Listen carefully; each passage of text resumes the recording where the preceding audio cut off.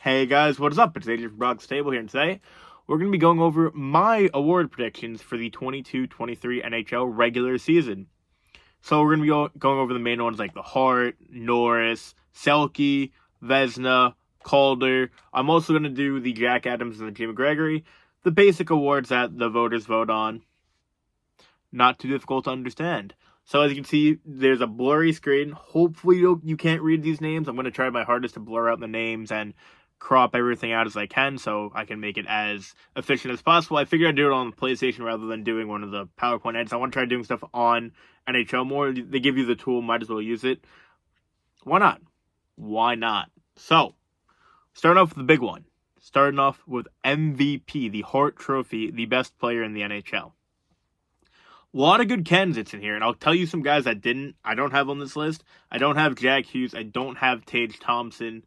I think those are the two main guys I left off that people could debate about. There's one of them that I'll say maybe is a bit of a long shot, but I'll explain why I put him in here, and the rest's pretty self-explanatory, I'd say. They're the best players. Oh, I don't have Leon Draisaitl. No Draisaitl. No McKinnon. No Draisaitl because he's not the best player on his team. He's definitely one of the best players in the league, but he's not the best player on his team. I'm trying to do one per team. If you have two guys per team, it's kind of and McDavid put up 153 points. And no McKinnon, he played only 64 games, but it adds up. I know McKinnon got over 100 points. Great player, one of the best players in his prime right now. I love Nathan McKinnon. But he's not on here, but it adds up later when we get to it. And it adds up right now. We'll get into it right now. Right now! Number 5, Mikko Rantanen. Rantanen had an incredible season. He played almost every game this year, and he was so valuable to his team. Now, another guy I could have put on here was Ilya Sorokin, but I didn't because I don't want to be biased, and he's probably not going to get on there, though he could. He could. Best goalie in hockey. Rantanen played on the Colorado Avalanche, obviously.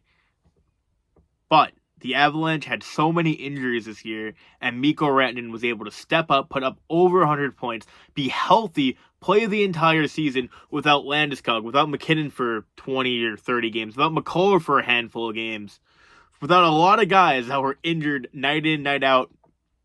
Mikko Rantanen was there, putting up over 100 points, and that's why he's my one. If you want to put Draisaitl over him, fair. If you want to put Sorokin or Hughes over him, fair. I think Rantanen deserves MVP shout for how great he was this year, putting up over 100 points. I believe he got over 50 goals. His stat line's there. It's not in front of me. It'll be in front of you guys, though. He was awesome. He rocked. As my 5th choice, if you want to say no, fine. I don't really care. Up 4th. Another one you could really coin flip with a few guys, but I went Jason Robertson. Robertson was incredible, also putting up over 100-plus points, leading the Dallas Stars to even possibly winning the Pacific, or the Central, sorry. We'll see. We don't know. We'll know by the end of tonight, but Robertson was awesome. He single-handedly made this Dallas Stars team not rebuild, because if you think about it a few years ago, they just kept on, they brought Pavelski back. They were just always going to be in the middle. They weren't going to be good enough to win a cup, and they weren't going to be bad enough to tank, because they still had Sagan, Ben, Pavelski, and they had Miro coming up. Then Jason Robertson comes in and is a superstar right away for the Dallas Stars, and he put up over 100 points in his 3rd year. Robertson rocks. He's so good. He's so awesome. He's going to be a great player for a very long time. Only 23 as well.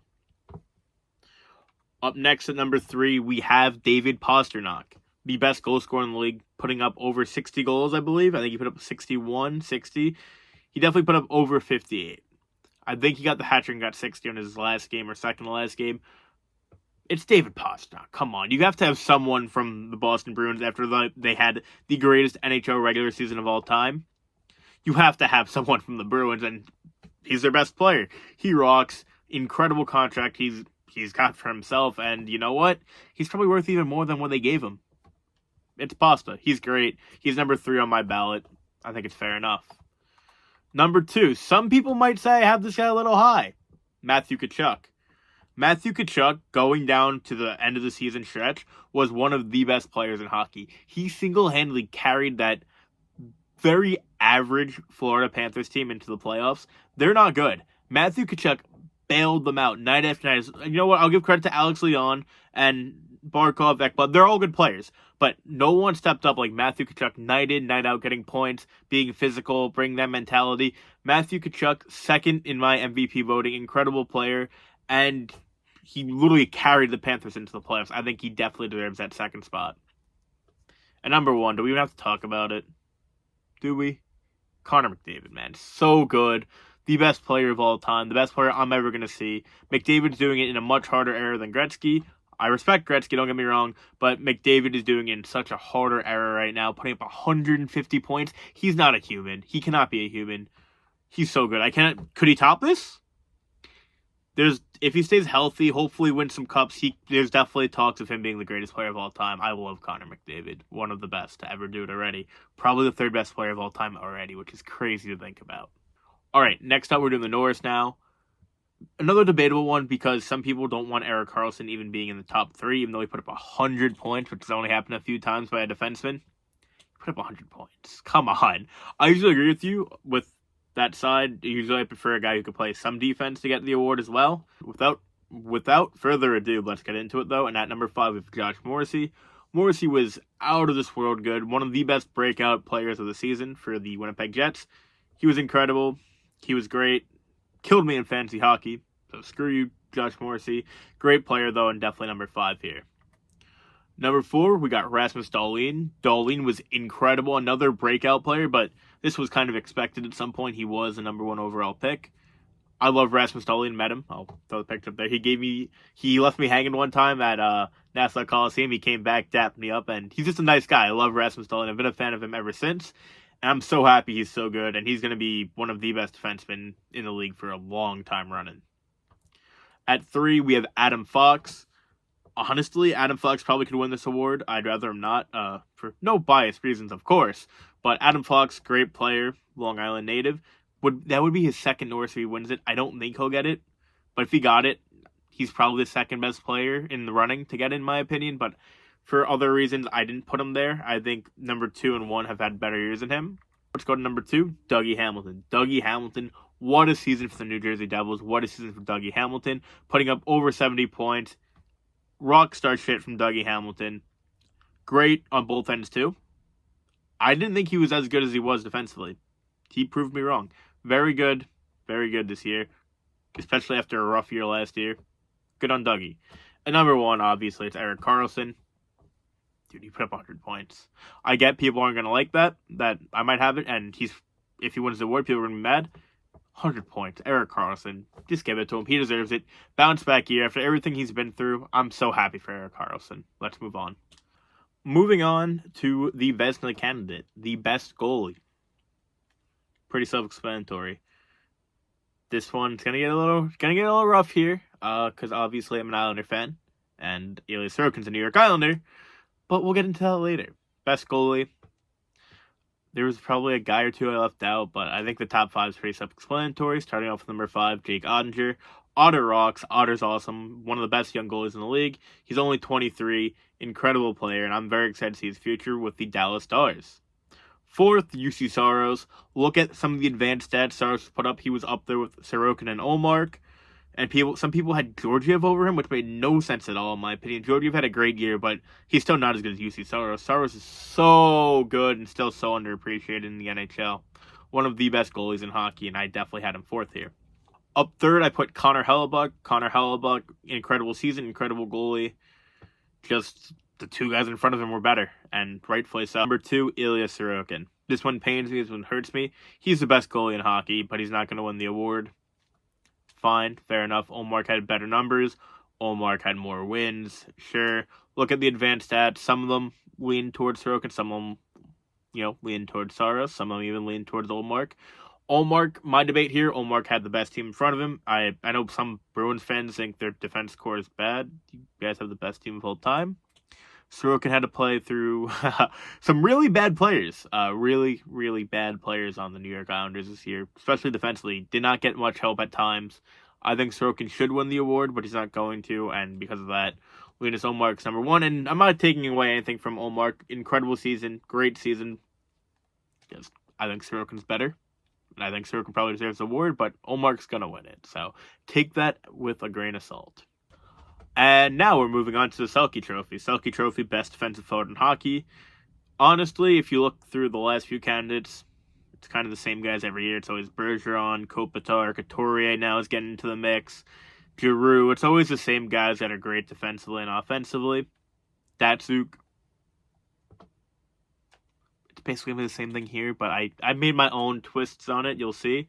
Starting off with number 5, Jordan Staal. Staal was incredible this year. Great year. Helped lead the Hurricanes to top of the Metro and hopefully a first-round exit. Very good player, and I think he deserves the respect, and I put him at number 5. Number 4, we have an LA Kings player, but not the one you'd expect. We have Phillip Danault. Danault, incredible player. I've rated him since his time at Montreal. Very underrated, very great, very, very great hockey player. And I think he deserves it rather than Kopitar this year, personally. Both of them, if one of them gets on there, I'm not shocked if Kopitar gets on there over Danault. But I kind of want to change it up a little bit, so Phillip Danault, put him in there. At number 3, we have another winger. Well, our first winger of this, segment, but another winger. There's always one winger in there. Usually it's Mark Stone. This time it's Mitch Marner. Stone got injured, or else he probably would have been in there over Staal. Marner's incredible both ends of the ice. Obviously, everyone knows how great he is of a player on both sides of the brink. Awesome player. I put him at 3. Number 2, we got Nico Hischier, captain of the New Jersey Devils. Incredible season for the Devils, like we said before, and the captain didn't get injured. It was always the thing, when's Nico going to get hurt? When's the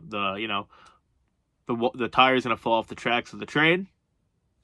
They didn't. He had a great year, put up over 80 points, one of the best two-way forwards in hockey. Very happy to see Nico finally, putting it together and staying healthy and having a great year. Rightfully so, number 2.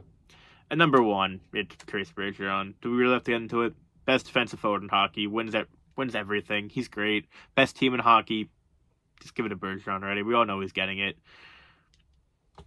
And last but not least, we have the Calder, which is the Rookie of the Year.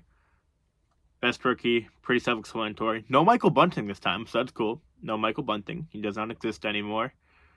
And for the first one, first off, I didn't put McTavish on here. I didn't put Kuzmenko on here, because Kuzmenko's not eligible for the award. Because he's over 26, I believe, or 26 to 27, so he cannot win Rookie of the Year, just to clarify to anyone before they get mad. And number 5, I'm going to have to somehow edit this, because he's a goalie, but we got Stuart Skinner. Some people are going to have him at 3, which is rightfully so. He had a great year, he's a great goalie, another great young goalie alongside Jake Ottinger. At number 4, we have Owen Power. Owen Power, so good this year. Towards the end of the year, he was, I'm not going to say borderline elite, he was one of the most exciting defensemen in hockey, putting up points every night, finally starting to break out. Next year's going to be a huge year for Owen Power, and we all know how much I love Owen Power on this channel, so I'm very hyped for Owen Power. Great season by him. Definitely turned it on the second half of the year. Number 3 of the Dallas Stars, we have WYATT Johnston. WYATT Johnston came out of, I'm not going to say nowhere. He was a first-round pick in 2021. He lit the league up this year, though. He was really good. He was awesome. Another great piece for Dallas. You could put him and Skinner if you want to coin flip him. Sure, I don't care. I like Johnston a little bit better, so maybe I'm a little bit biased, and I put him there. Number 2, the best rookie of the year, in my opinion, Matias Maccelli. Look at the numbers. Matias Maccelli rocks. This kid's going to be awesome for a very long time for the Coyotes. He reminds me of Connor Garland in a sense, but I think obviously he's younger. He's going to be better. Big Garland fan. Big Maccelli fan. Maccelli's going to be really good, and if he stayed healthy, he would have won the Calder, in my opinion. Number 1, no slight to him at all, Matty Beniers. Beniers is awesome. I also really like Matty Beniers. We know I have the Matty Beniers jersey. Great season for Beniers. I want to see him take that next step next year, though. I know he's going to have Shane Wright on his team as well, and Jared McCann, so there's a lot of good centers on his team. I want to see him become elite, though. He had a great year. I think he could be better. And now, for the Coach of the Year, the Jack Adams. Pretty self-explanatory now, isn't it? It's Jim Montgomery. We're just going to give it to Jim Montgomery. Greatest NHL season, regular season of all time. Fair enough, take it. Here you go. Have at it. My other 2 candidates would be Rob Brendamore and Lindy Ruff. Both had incredible seasons. Rod doesn't have one somehow. He's one of the best coaches in hockey. And Lindy, after the whole Fire Lindy stuff at the start of the season, Devils had a great year, best year, I don't think ever, but one of their best years ever. For the GM of the year, the Jim Gregory, of course it's going to go to Lou Lamoriello. Kidding aside, we're going to give it to Ron Francis. The job he did with the Seattle Kraken to make them a playoff team so fast is pretty admirable. Great job by him, and everyone clowned him. And you know what? Like, the day of the draft, everyone's like, what is this team? They were bad last year, but this year, after, having Beniers and now they're going to get Shane Wright, they're going to have a really nice core going ahead. They played it well in free agency. They just need to get a goalie. Other candidates there is, I had Chris Drury of the New York Rangers. I was iffy on that because he literally got gifted the first-round pick to get Kane. They didn't even give him a first for Kane, I'm pretty sure. To get Tarasenko. They were given that pick from the Stars for Nils Lundkvist, who did basically nothing. I didn't like that trade from the start for the Stars. But yeah, those are my GMs of the year. Hope you guys enjoyed my awards. Let me know why I'm an idiot down below. Peace out, everybody. Have a good one.